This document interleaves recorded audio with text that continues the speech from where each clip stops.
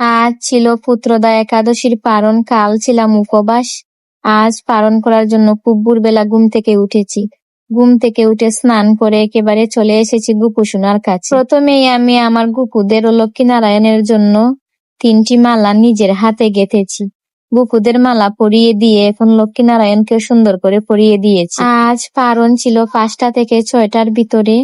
খুব ভোরবেলা ঘুম থেকে উঠেছি, গাছ থেকে ফুল পেড়ে এনেছি, কিন্তু ফুল কলি অবস্থায় রয়ে গেছে।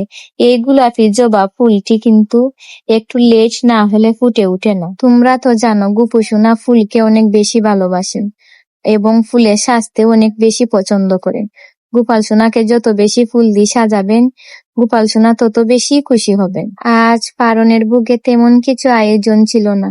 ঘরে যা ছিল তা দিয়ে গুপু সোনাকে ভোগ নিবেদন করেছি। তো সবার পারণ কিভাবে কাটলো? আমার তো অনেক ভালো কেটেছে। সবাই আমার গুপু সোনাকে একবার রাধে রাধে বলে যাও। রাধে রাধে।